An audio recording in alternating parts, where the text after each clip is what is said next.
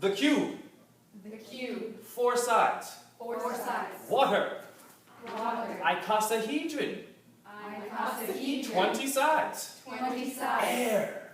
Air. Octahedron. Octahedron. 8 sides. 8 sides. Fire. Fire. Tetrahedron. Tetrahedron. 6 sides. 6 sides. Ether. Ether. Dodecahedron. Dodecahedron. 12 sides. 12 sides. Then we jump. Make sense? Yeah. Okay, so here we are at University of Iowa. I have asked these lovely ballerinas to write about the first element, which is earth and how it pertains to dance and them going out in nature. So, Claire, why don't you set it off? Do you want me to read the whole thing? Go for it. Okay. So there's a consistent breeze that brings life to the nature around me. The grass waves with a water-like ripple effect, and it seems to flow effortlessly. Beautiful. The leaves and branches on the trees sway back and forth in a slow dance-like pattern. I'm focusing on grounding myself, consciously feeling my connection with the earth. 1, 2. Relaxing your neck and easy breathing. 2. Okay. And 1. And 2. And 3. Good. 4.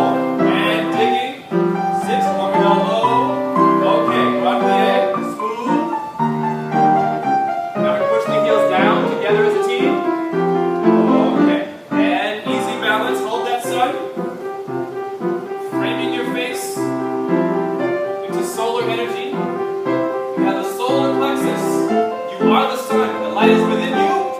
And the sunset's coming down. And So here we are at University of Iowa. Today's task was to write about the element of water. And Claire, set it off. Okay, so I was observing the river as it flows through campus, and I noticed that each small wave has its own powerful pull, and yet they all come together to create this effortless flow. Gorgeous. Next. So I was actually just reminiscing. I played a lot of water sports, so I was reminiscing about that. And I was thinking on how I actually wore cap 20 when I played water polo, which is, we say that 20 is associated with water.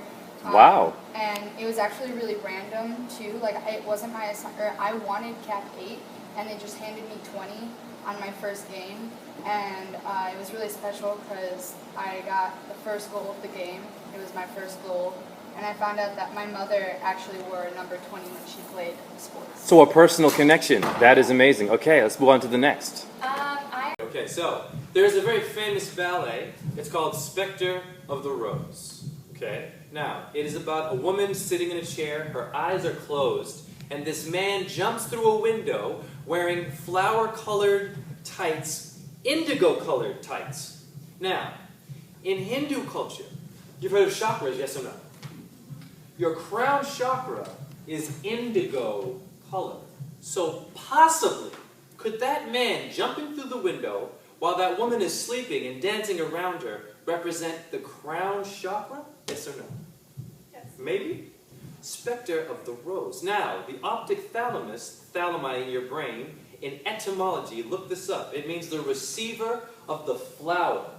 That's a part of your brain that's inside, which would be your third eye. Okay, so University of Iowa, today we are talking about air, yes? The octahedron and how it pertains to dance. Go ahead, Amanda. So I talked about when I was working out how good it is to feel air on you, but then more importantly how when you're working out you're like gasping for breath and your air is kind of like your limiting factor. And so then I kind of talked about how breath is like our intimate interaction with air and it fills us with energy, and then thinking how a ballet dancer breathes can like make a huge difference, like when they're breathing, like they breathe before a jump instead of like when they're in the air, and like that they breathe calmly instead of like gasping for breath. Because that's not very good. And then just about how like air is invisible, but like how we use the air is very visible in what we use. What was the last part again? How we use the air is very visible when we use. Very visible. Thank you. Very interesting.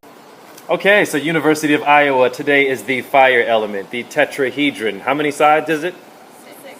Okay, so Maya, which means earth, go first. Alright, so I was thinking about how much I interact with fire, and at first I kind of was like, I don't really interact with fire on a daily basis, but then I thought about fire in terms of heat and light, and then I realized I do. I'm currently working on a show and I'm running the spotlight, and I was thinking about how the spotlight emanates intense heat and light, and I illuminate the stage with a light beam, and it's so bright and intense that when the spotlight turns on, it looks almost like a tangible column of light. Yes. And you can see the dust particles. And then that made me think about, again, motion and stillness and how fire creates energy. Wow. Okay, so today we are expressing the fire element through dance moves. Go ahead. The move I chose was the seesaw because the jump itself reminds me of like flames jumping in the air, and also your legs form sort of a pyramid, and pira meaning fire in the middle.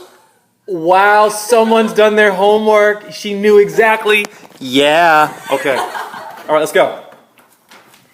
Wow, applause. That was really awesome. Okay, so today I'm very excited. We are doing ether, the fifth element, like the fifth position, okay, which gives birth to the word ethereal. So Emily, please tell us how ether relates to dance.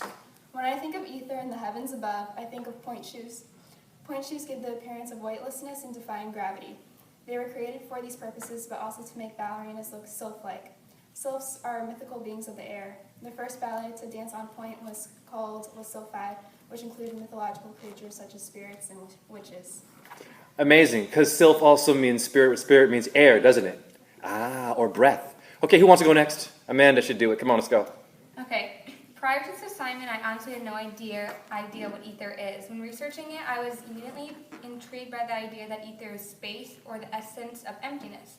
This relates to how in ballet we are constantly filling the ether, or space, around us by making shapes with our bodies and moving ourselves through the emptiness.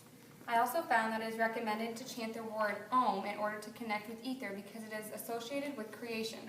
This is important because the sound begins with a circle, and in order to make the sound, one must first make a circle with his or her lips. In dance, circles are everywhere, like when arms are in first position, which is a little crazy since ether is related to creation, which is what comes first. Overall, although not obvious at first glance, ballet is strongly tied to the mysterious fifth element of